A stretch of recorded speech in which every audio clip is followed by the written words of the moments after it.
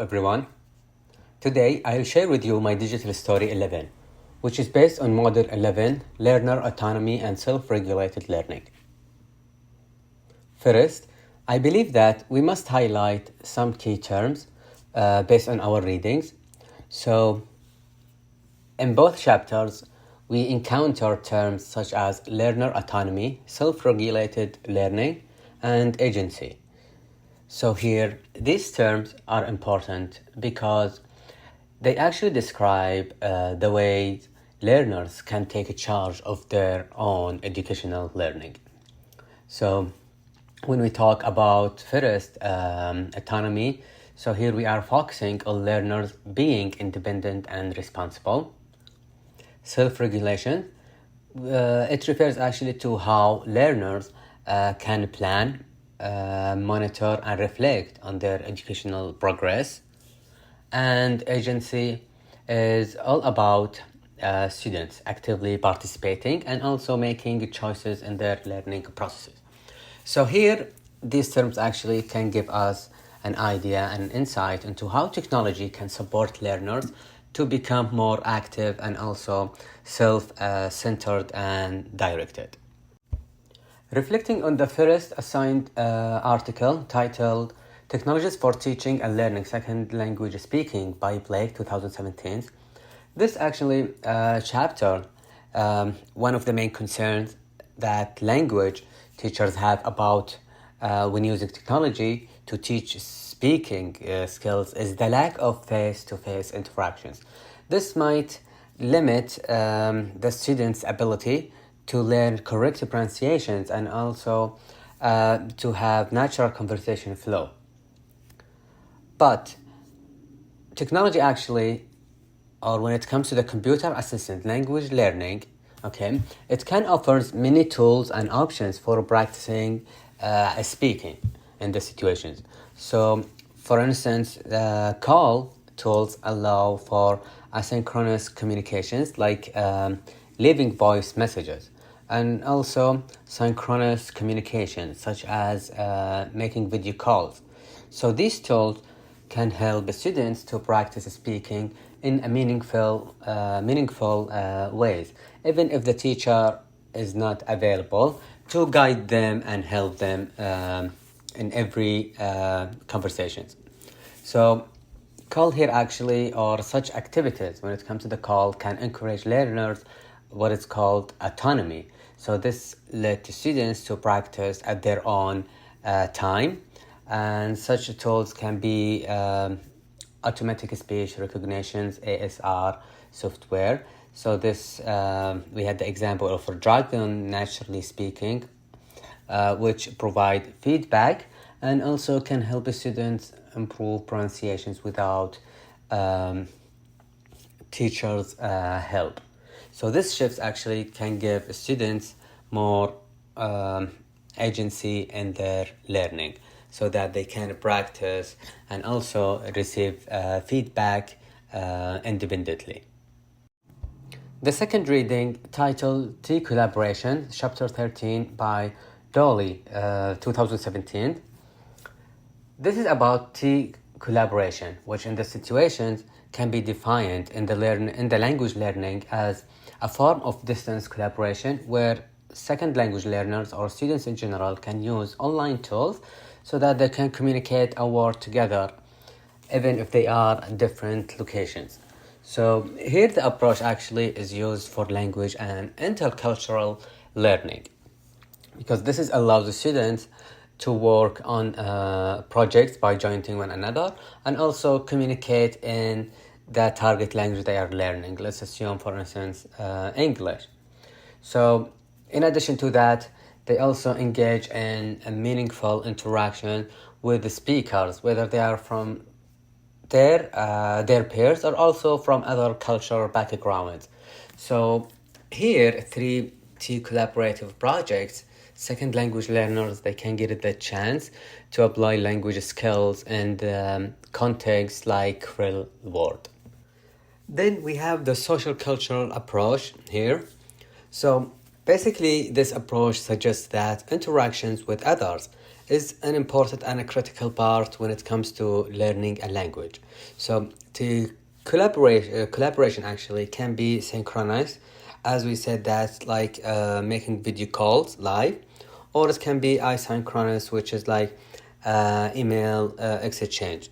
So here, that kind of learning or the type of learning fosters the autonomy, because the students here, they have to manage their own interactions and also be responsible and independent when they make their own contributions. In addition to that, this actually can support what is called self-regulated learning, in which students, they have to plan and monitor and also reflect on their communications when they interact with others. So basically here, team collaboration can encourage students to be active and independent. Meanwhile, they can check themselves so that they develop agency as they engage in any other communicative task. When it comes to answering the question of why constructs like self-regulated learning, learner agency, and autonomy are relevant to learning, this is because they help learners to take control on their own educational journey or on their education. So when students can plan, monitor, and evaluate themselves or their process, language learning, they are more likely to stay active, engaged, and also motivated. Even though, or let's say, when learners agency, actually students, they can feel that they have a say to express in how they learn, which in turn this can boost their commitment and ownership. Also, autonomy can encourage them to become more independent so that they can continue learning outside the classroom. So here, these constructs can make learning more meaningful and more personal, which allow them to learn ways that can really best or suit their own needs. Technology can provide strong or powerful ways to observe and support self-regulated learning, agency, and autonomy. This is by tracking students' interactions in the real time. Starting with the self-regulated learning. Tools like automated speech recognition software, as mentioned in the chapter 8, it enables the students to receive immediate feedback on pronunciations, which this can encourage them for self-correction and also tracking their progress. The second one is learner agency. So here it focuses on team collaboration, highlighting how technology enables the learners to manage their own interactions with their peers, and they don't have to be within the same distance. And by choosing when and how to engage, those students can build agency at the same time. The third one is autonomy. Here, autonomy can is promoted actually by allowing independent practices, which this, as we mentioned before, through asynchronous recordings and exercises, in which the collaborative projects can require students to take charge of their contributions. So, in general, technology, it's not always about supporting these learning processes, but also it can reveal them through tracking the data and also the log files, which give the researchers a detailed view on how students, they can practice self-regulation and make their own responsible or independent choices. To make language learning enjoyable and also support personal enrichment, we can have different methods, as we see here. First, the personalized learning platforms, such as, for instance, Duolingo. In that situation, students, they can choose the language and the lessons and create their own goals. And meanwhile, they would have the options to track their own progress over time. We have also team collaboration for real-world communications.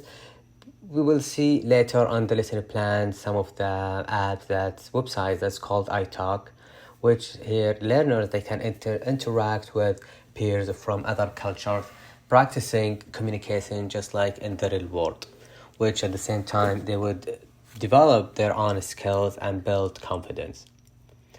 The third, we have self-assessments and feedback through ASR technology. Here we know ASR, it's abbreviated for automatic speech recognition tools. We know that Dragon Naturally Speaking, which can provide instant feedback on pronunciations. This actually would help learners to correct themselves and also monitor their progress. The last one is project-based learning with digital storytelling tools. We have StoryKit, for instance, in which learners can create multimedia stories to express themselves in a creative way, while at the same time they can practice language skills. To share with you my lesson plan for this digital story, I have chosen the topic to be on the importance of the Earth. So the title would be Earth Day. So here, the students will practice language skills through collaborations. The objectives here is that students will develop their speaking and listening skills in English, and that is by being engaged in discussions, which is about the topic that is Earth Day and environmental conversations. The level of the language here, it's intermediate, and the required materials would be to have access to the iTalk, and of course they would have devices and the internet, and also personal profile where they can share information about themselves.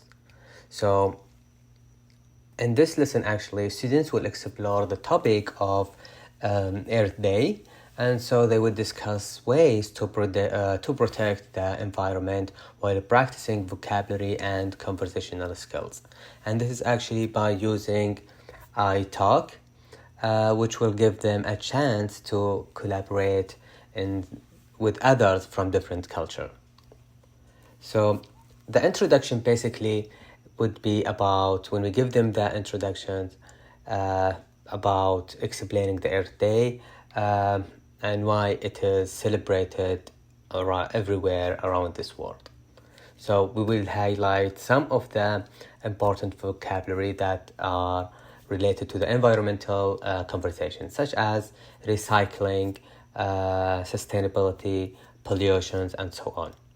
So here we would make a number of questions for discussions, which of course related to the Earth Day. And then we allow them, or we help the students to have their own iTalk profiles. And then we give them the chance to connect with others or pair with others so they can practice the conversations. And of course, they would have questions, or they can prepare their own questions, such as why is Earth Day important? What can we do to reduce pollution? And what are some examples of positive habits that we can adopt in these situations? After that, the students, after they end their conversation with others, they can reflect and based on their experience. So after listening to each other, students, they can share their own thoughts in the classroom, and also they can have or question one another. At the end, we have the assessments. So observing participations, and also we can take notes and even themselves actually in effective way, especially when it comes using some of the important vocabulary as we mentioned earlier. So here speaking can be assessed based on engagement and the ability to pronounce such words properly, and whether or not the ideas have been expressed or articulated clearly or not.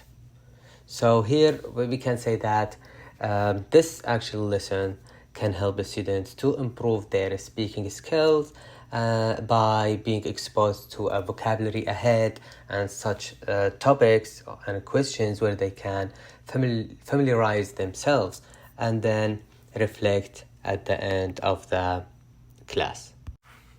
In conclusion, here are some of the main points on how technology can help learning languages. First, technology can let learners to practice on their own and also get immediate feedback. This helps them to improve quickly. And we shared with you some of the other examples and tools such as the ASR or we can say automated speech recognition. So this can help them to pronounce and so they learn how to sound more naturally.